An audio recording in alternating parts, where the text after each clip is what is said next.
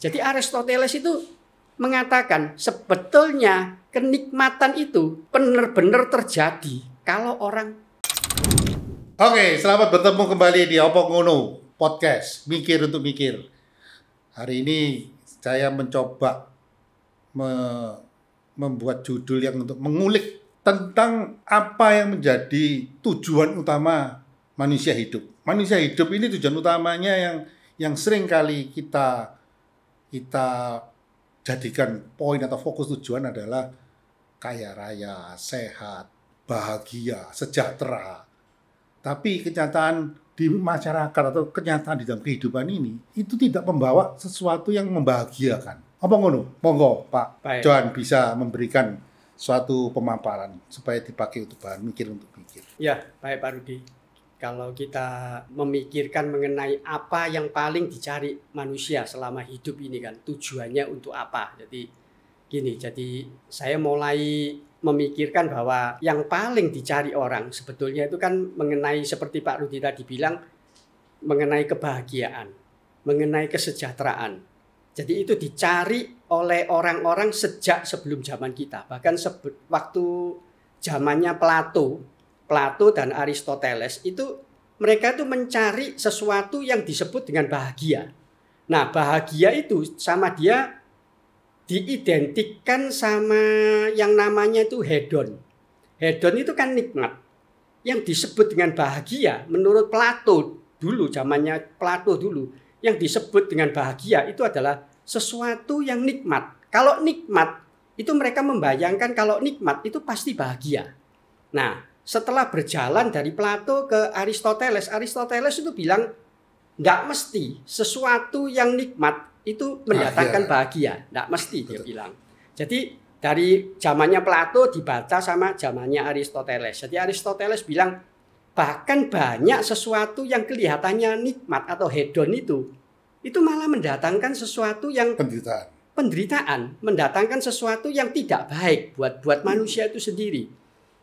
Jadi menurut Aristoteles waktu itu malah segala sesuatu itu yang diperjuangkan, yang kelihatannya itu sepertinya itu tidak bahagia, tetapi pada ujungnya itu malah mencapai kebahagiaan.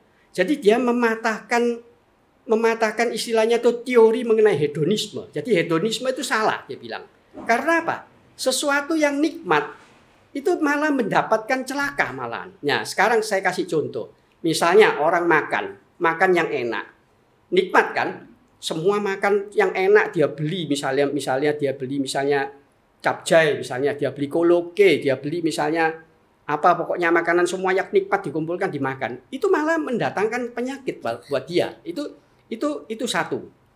Yang kedua, Aristoteles bilang sesuatu yang nikmat itu bisa mendatangkan celaka, tetapi sesuatu yang kelihatannya perjuangan, tetapi itu malah mendatangkan sesuatu yang nikmat. Nah, dia kasih contoh apa? Dia kasih contoh misalnya, saya ambil 2 contoh yang paling gampang aja. 1, anak kita menempuh ujian. Ujian itu kan perlu belajar. Untuk mendapat nilai yang bagus itu harus belajar. Tidak bisa kita tidak belajar, tidak mungkin kan. Jadi seperti misalnya ada orang bilang wis gak usah belajar wis engkau kan pasti oleh nilai api, yaitu guyonannya kita zaman dulu SMA kan bukunya aja dibakar diminum. Nah, itu guyonannya guru-guru zaman itu tidak mungkin terjadi. Tetapi kamu harus melalui belajar yang bagaimana? Melalui proses dari kamu ndak enak, mungkin kamu melekan, mungkin kamu bersusah-susah lah belajar itu. Saya pernah mendampingi anak saya yang kecil itu. Waktu dia kecil SMP itu dia belajar kan agak sulit. Lama tangkepannya. Tetapi dia tekun. Kelebihannya dia itu tekun. Dia mau belajar. Melekan. Sampai dia itu bisa sampai belajar tuh endurance-nya dia luar biasa. Bisa sampai jam 2 malam, jam 3 malam. Dia belajar. Dia mau. Walaupun dia misalnya tangkepannya tidak secepat orang. Tetapi dia punya endurance. Dia punya kelebihan itu. Sehingga dia mau belajar sampai seperti itu. Sehingga dia mendapat nilai yang bagus. Nah, waktu dia mendapat nilai yang bagus, itu dia merasa dia bersuka cita. Jadi sukacita didapat melalui perjuangan yang tidak mudah. Itu bisa mendapatkan suatu sukacita. Sehingga teori mengenai hedonisme itu bisa digagalkan. Itu yang pertama. Yang kedua, Saya kasih contoh lagi. Orang yang mendaki gunung. Ya, orang mendaki gunung itu kan susahnya luar biasa. Dia akan menemui banyak sekali kesulitan di dalam mendaki itu. Mungkin kakinya sakit, bengkak atau bagaimana. Dia selama perjalanan itu dia menempuh itu mungkin dia haus, dia capek, dia kakinya sakit. Tetapi kalau dia bisa mendaki sampai ke puncak, itu suatu kenikmatan yang luar biasa yang tidak bisa dirasakan oleh orang lain. Jadi Aristoteles itu mengatakan sebetulnya kenikmatan itu benar-benar terjadi kalau orang melalui satu proses yang seperti itu. Jadi proses itu proses yang pencapaian itu melalui suatu kesulitan, sesuatu perjuangan. Jadi saya merasa bahwa apa yang dia pikir itu sesuatu yang nggak salah. Ya, jadi kalau kita menilai orang seperti itu bahwa apa yang disebut dengan kenikmatan, ya kira-kira seperti itu. Dan kenikmatan itu sebetulnya ada di dalam diri kita, Pak Rudi. Saya mencoba memahami apa yang diuraikan sama Pak Johan ya. Kalau yang disampaikan Pak Johan itu adalah suatu kebahagiaan, itu adalah suatu tujuan hidup. Ya kan? Tujuan hidup itu adalah hedon dan mencari kenikmatan.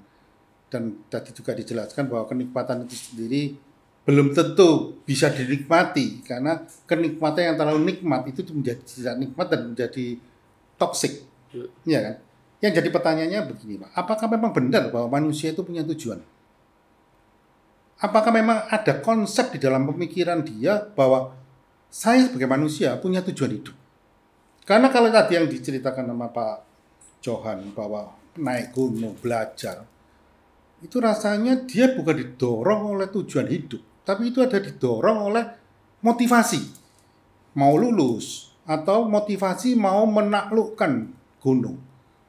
Nah, tujuannya di mana gitu. Tadi yang disampaikan sama Pak Johan ini kan saya belum menangkap bahwa penjelasan mengenai tujuan itu apa. Dan jadi pertanyaan saya yang lebih lanjut, apakah memang manusia ini begitu hidup dia punya tujuan hidup? Baik, jadi gini ya. Kalau tadi yang saya menerangkan itu kan kenikmatan itu yang dicari oleh manusia itu kan yang pertama kan pasti kenikmatan, kebahagiaan, kesejahteraan hidup. Itu yang dicari oleh semua manusia.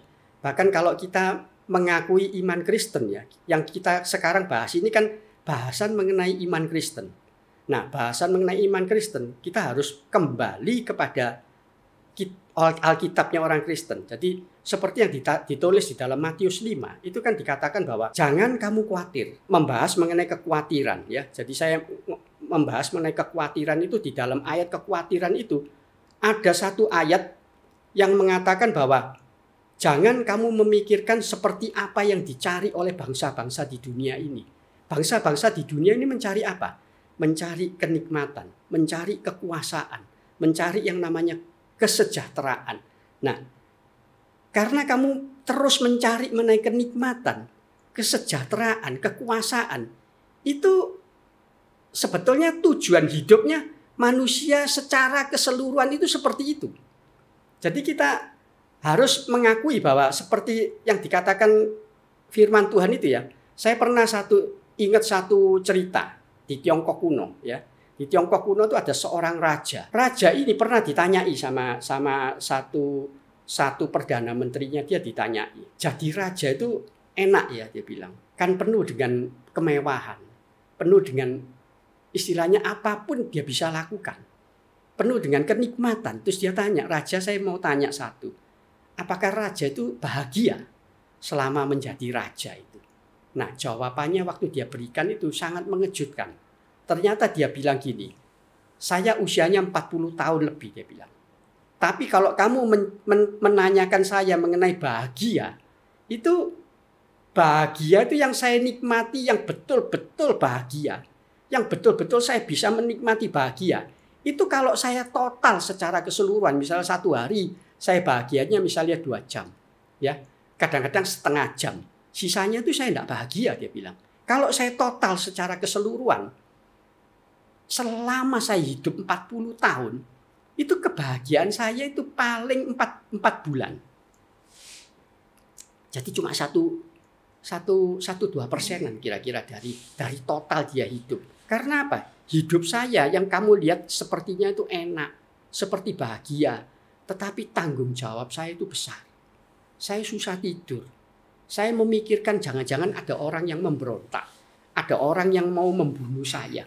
Bahkan Kasim saya, orang-orang yang saya sebut istri saya, selir saya, itu semua itu adalah sebagai orang-orang yang sangat membahayakan hidup saya. Sehingga saya tidak bisa bahagia, dia bilang. Bahagia saya itu semu, dia bilang. Sehingga kalau kamu tanya mengenai bahagia, mengenai tujuannya bahagia itu, dia bilang, saya hanya menikmati sebagian kecil dari hidup saya. Paling 1-2%, dia bilang. Nah, kalau kita sekarang kembali lagi kepada tujuan hidup, yang Pak Rudi tadi bilang, benar nggak manusia itu mempunyai tujuan hidup? Ya. Tujuan hidup itu setiap manusia itu konsepnya kan beda-beda. Ya, mungkin Pak Rudi punya tujuan hidupnya misalnya prestasi, sehingga Pak Rudi ngejar prestasi. Ada orang yang tujuan hidupnya beda, dia kepingin hidupnya tuh supaya bisa enak, bisa seneng terus. Hidupnya supaya enak dan seneng. Sejak kecil kita ditanamkan sama orang tua kita apa? Sekolah yang pinter. Kalau kamu pinter, kamu gampang cari kerja. Kalau kamu gampang cari kerja, kamu akan mendapatkan penghasilan yang besar. Jadi mulai kecil, terus terang saya jujur ya, saya kecil itu saya tiap kali mama saya kalau mendidik saya waktu ulangan dari SD, SMP, SMA, mama saya itu selalu tanya, kamu dapat berapa ulangan? Saya pulang kalau ulangan misalnya saya dapat 7, kurang dia bilang. Kamu kalau 7 kurang, kamu harus dapat lebih dari 7, 8, 9. Karena mama yakin kamu bisa. Kamu sanggup. Nah, itu doktrin dari orang tua saya mulai dari kecil. Jadi kalau saya pulang dapat 9, dia masih kurang kadang-kadang. Ya. Kamu masih bisa ngangkat lagi sampai ke lebih itu. Sehingga saya terus belajar. Terus suatu hari saya tanya, loh, "Mah, kok kurang sih 9?" Kurang karena apa? Karena mama lihat kamu mampu pertama. Kedua, belajar yang pintar. Kalau kamu belajar yang pintar, hidupmu nggak mungkin susah. Oke. Ya, nggak mungkin susah. Karena apa? Kamu nanti lain kali kamu bisa jadi orang. Kamu bisa bekerja dengan lebih baik dari rata-rata orang. Mama nggak mau lihat kamu rata-rata.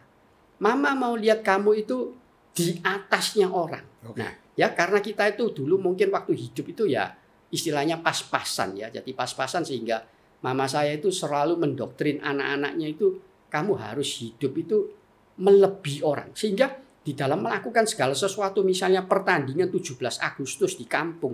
Saya kalau enggak juara, saya enggak merasa enak. Okay. Jadi saya merasa, wah saya kok enggak bisa juara ya. Jadi saya lomba, misalnya saya lomba karambol misalnya, saya harus juara. Saya lomba, zaman dulu kan ada kepruk kedi yang ditutup matanya kepruk kedi.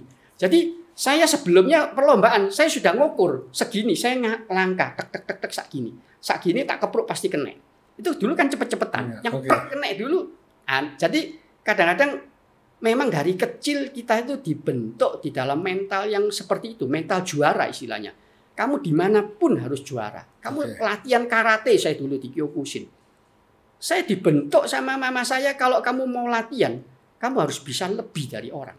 Jangan jadi orang rata-rata. Nah itu tujuan hidup sebetulnya loh ya. Kita mulai kecil tuh dari orang tua kita. Ya. Orang tua kita kan istilahnya kan memberikan seperti indoktrinasi. Kamu harus berhasil begini. Oke Pak Johan. Ya. Nah mungkin saya mau lebih mempertajam. Pemahaman kita harus lebih konkret. Kalau tadi yang disampaikan itu, apakah itu sebagai tujuan hidup atau sebagai motivasi hidup? Saya rasa motivasi itu yang nanti akan mencapai suatu tujuan.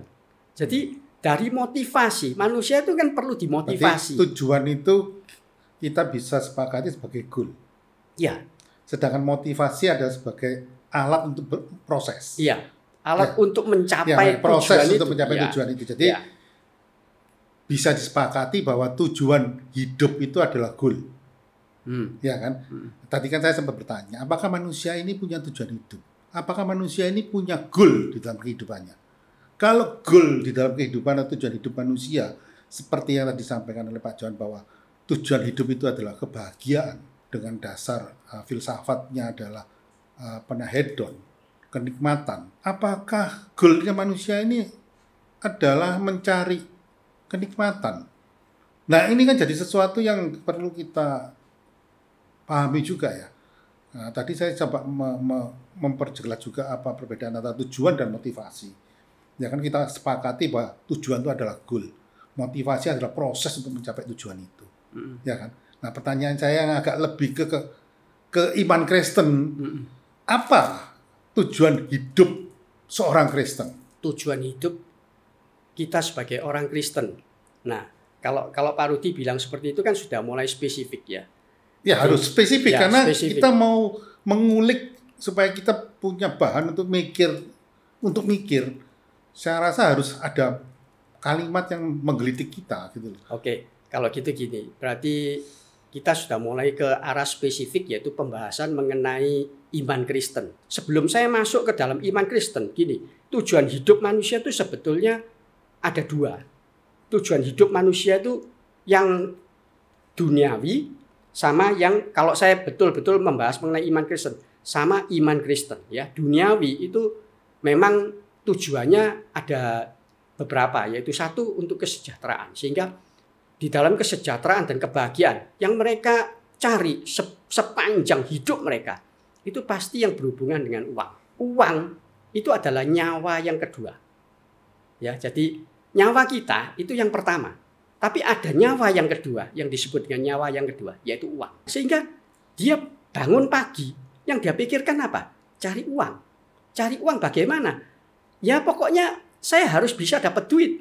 Sehingga di dalam pekerjaan mereka, di dalam segala hal yang mereka lakukan, mereka berpikir untuk apa? Untuk keuntungan. Untuk pokoknya saya bisa dapat duit, sehingga saya bisa sekolahkan anak saya di sekolah yang bagus, saya bisa hidup bagus, saya bisa hidup nyaman. Jadi yang dipikir selalu uang. Itu segi itu enggak salah. Jadi itu benar. Jadi saya enggak menyalahkan itu. Itu semua adalah pergumulan hidup. Tetapi kalau kita kembali kepada iman Kristen yang secara mendetail kita bahas. Jadi apa tujuan hidupnya orang Kristen? Tujuan hidup orang yang Kristen yaitu satu, untuk memuliakan Tuhan di dalam hidupnya. Ya, untuk memuliakan Tuhan. Sehingga di dalam 1 Korintus, baik aku makan, aku minum, aku melakukan segala sesuatu, itu saya lakukan untuk kemuliaan nama Tuhan. Sehingga kalau dikatakan tujuan hidupnya kita orang Kristen, yaitu untuk memuliakan nama Tuhan. Jadi Tuhan yang nomor satu. Sehingga di dalam doktrinnya orang Kristen, yang paling dasar yaitu takut akan Tuhan, itu adalah permulaan hikmat. Sehingga dengan takut akan Tuhan yang merupakan permulaan hikmat itu, kita memulai hidup kita, perjalanan hidup kita, perjalanan iman kita, segala pekerjaan kita mulai dari takut akan Tuhan terlebih dahulu.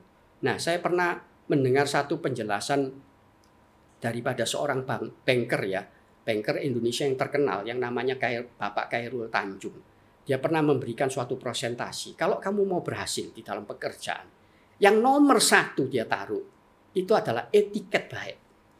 Kalau kamu sudah punya etiket baik jadi manusia, yang lainnya itu mengikuti itu gampang. Nah, kalau kita berdasarkan etiket baik, itu di dalam kekristenan ada yang namanya takut akan Tuhan. Itu permulaan hikmat. Jadi kalau kita sudah takut sama Tuhan, kita hormat sama Tuhan, makanya segala sesuatu yang kita lakukan, itu kita harus berlandaskan sama takut akan Tuhan itu. Sehingga kita mau bohongin orang, kita tidak bisa. Karena apa? Walaupun tidak ada orang sumpama. Misalnya ini ada sekarang, misalnya di meja ini, ada orang ketinggalan misalnya, perhiasan misalnya. Cincin misalnya. Cincin berlian. Kita tidak berani ngambil. Karena apa? Karena kita takut sama Tuhan. Tuhan di mana? Tuhan ada di dalam diri kita, di dalam sekitar kita, di dalam semuanya itu ada Tuhan. Sehingga kita merasa saya tidak berani melakukan ini. Jadi di dalam pekerjaan juga gitu. Kita tidak bisa istilahnya ngomong tuh kita tipu-tipu sama orang. Ya itu kalau orang dunia bisa melakukan itu. Jadi kalau saya dulu ya, zamannya dulu, saya tidak mengerti doktrin kekristenan ini. Saya kalau dagang pokoknya saya untung. Saya tidak peduli jalannya bagaimana. Pokoknya saya bisa untung. Saya lakukan aja pokoknya. Nah itu kan sesuatu yang patokan orang dunia itu tujuannya pokoknya untung. Saya tidak peduli. Jadi misalnya saya jualan dulu, misalnya saya jualan meja atau akrilik lah. Saya dulu jualan akrilik batangan itu. Misalnya itu kuncinya atau pokoknya itu misalnya waktu itu sekitar 60.000. Padahal modal saya kecil sekali. Sama dengan orang sekarang lihat HP Chinese. Itu modalnya kecil, sampai sini dijual mahal. Nah itu istilahnya itu mau mencari keuntungan sebanyak-banyaknya. Nah itu memang tujuan hidupnya manusia itu kan seperti itu. Tetapi kalau kita takut akan Tuhan, bukan kita tidak boleh untung. Kita tetap boleh untung. Tetapi tujuan hidup kita itu adalah untuk memuliakan nama Tuhan. Jadi saya pikir tujuan hidupnya orang Kristen yang jelas. Yang pertama adalah untuk memuliakan Tuhan. Oke Pak Johan, terima kasih. Ini perbincangan ini akan menjadi lebih menarik lagi. Nanti setiap pendengar akan mencoba menjadikan materi mikir untuk mikir. Saya mencoba mengkristalkan supaya menjadi suatu narasi bahan untuk mikir ya. Jadi kenapa tadi saya agak tajam mempertanyakan apakah manusia itu mempunyai tujuan hidup. Tadi sudah disampaikan oleh Pak Johan bahwa tujuan hidup itu adalah goal. Saya sepakat dengan itu. Nah, yang lebih dalam lagi adalah bagaimana kita sebagai orang Kristen mempunyai goal atau mempunyai tujuan hidup sebagai orang yang beriman. Orang Kristen itu apa? Apa yang disampaikan oleh Pak Johan itu adalah memuliakan dia. Seperti pegawai di perusahaan jam Rolex. Dia mempunyai moto kerja adalah yang dia lakukan, yang dia kerjakan itu bukan untuk bosnya atau untuk penggemarnya atau untuk konsumennya, tapi yang dia kerjakan adalah untuk Tuhan. Nah, ini yang saya lihat atau yang saya coba menjadikan materi untuk kita mikir. Karena tadi di awal pembicaraan kita mencoba memahami bahwa tujuan hidup atau goalnya hidup orang manusia ini adalah untuk kesenangan, kenikmatan. Tapi kenyataan semua itu tidak akan memberikan sesuatu yang menyenangkan bagi kita. Karena kenikmatan itu sendiri, puncak dari kenikmatan itu adalah ketidaknikmatan. Puncak dari kebahagiaan itu adalah ketidakbahagiaan. Nah, sebagai orang yang beriman kepada Kristus, fokus kita adalah bagaimana kita meneladani Kristus. Menjadi panutan atau tujuan hidup kita adalah serupa dengan perilaku daripada Kristus. Nah, ini yang perlu menjadi menjadi pemikiran kita. Selama ini kita mengakui sebagai orang Kristen, orang yang beragama Kristen, beriman Kristen, tapi kita tidak mempunyai kejelasan di dalam goal. Tujuan hidup kita itu apa? Goal kita apa? Kita masih merasa bahwa mencari uang adalah utama. Mencari kemuliaan Tuhan itu nomor sekian. Yang penting cuan gede dulu. Masalah nanti cara dapat cuan itu kayak apa itu adalah nomor sekian. Nah, apa ngono hari ini berharap mari kita pakai apa yang saya perbincangkan dengan Pak Johan ini menjadi narasi untuk mikir. Terima kasih.